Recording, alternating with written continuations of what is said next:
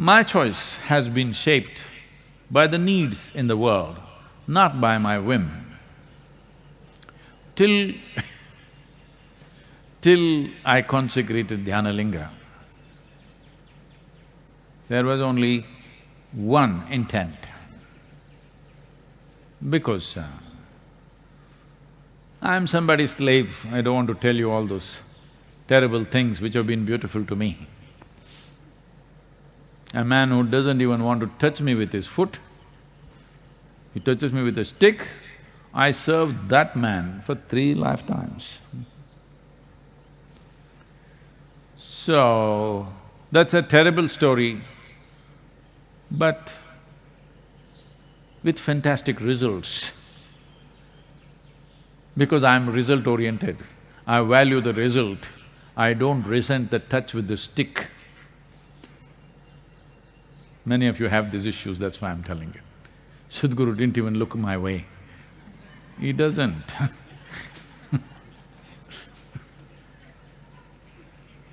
So, because my activity since Dhyanalinga, till then I was not bothered about anything else, just one thing. I thought that's it and with that I will even end.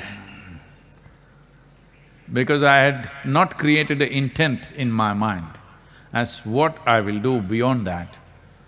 So things collapsed, things happened, whatever, that's all history now, every one of you know it probably. When the body began to collapse very badly, when my basic structure got very badly damaged and became almost like what to say, little crippled, then it became like a challenge, let's see if we can get back. And there were also some absolutely wonderful and dedicated people around me who were willing to give their life if necessary. So for their sake and also as a challenge, if we can really build back the system, we took up certain things and started working, which is another kind of karma.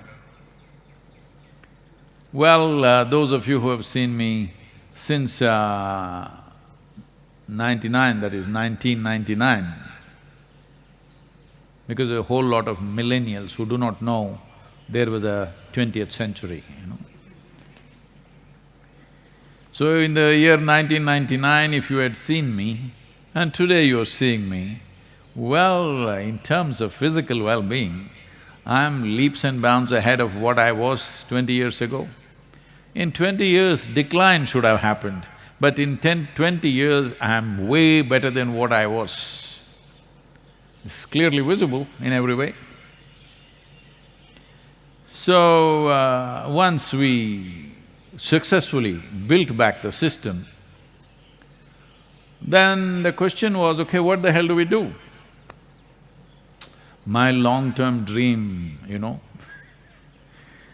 that I will ride away across the world, not a care in the world, simply full tank, open road, gone. That was the dream of that time. Even if my stomach was empty, it didn't matter. Motorcycle tank was full, road was empty, this virus time, this lockdown time, should be really nice to ride. Almost every road is like a racetrack, but I'm not allowed to ride, so So, that dream I thought, shall I revive?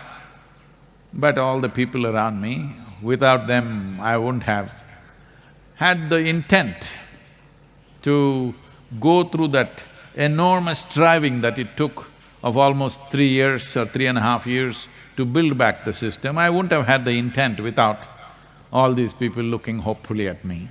If I didn't have that, I wouldn't have had the intent to build it back. So then naturally got involved with people, their spiritual process. Then when you went to teach spiritual process, then you saw people are hungry, somebody is sick, nothing happening for them, so we got involved in the social process. Then we saw even if somebody is just about getting enlightened, there is not even a tree in the village. So we started planting trees to a point where people are calling me tree planter. So all this karma. But what do you think? Look at me and tell me, you think this karma is taking a toll on me? Sometimes I might not have slept well, I may look little… But does it look like it's taking a toll on me? Because I want you to understand, all of you, get this straight. The simplest way to deal with all the humongous mountains of karma that you may have, because if you have a Himalayan-sized karmic background, it's very good. That means you have a complex structure. But if this complex structure tortures you and you will use your torture to torture everybody else around you, then it's a disaster. But if you use this complexity, because complexity is needed to come out with very significant solutions. If you have no complexity, usually you're called a simple fellow in England. In India, we call them simpleton. People will have compassion for you, but no passion for you. Yes, that's a sad way to live. So now, if you want to deal with your karma, the simplest thing is, you sit here, absolute dispassion for this one, total passion for everything else. This is all. Right now the problem is, people have enormous passion for their life, but they have dispassion for other people's well-being and suffering and whatever is happening. This is why right now the world is saluting the doctors and nurses who are sticking their life out there to work for somebody, because they are showing passion for other lives and dispassion for themselves. This is a sure way of release. So this is all you have to do. You must reverse the equation. Too much passion for yourself, no passion for others, no. Absolute passion for every life around you, total dispassion towards yourself. You don't worry about all this karmic nonsense. You are gone. You are free from this rubbish.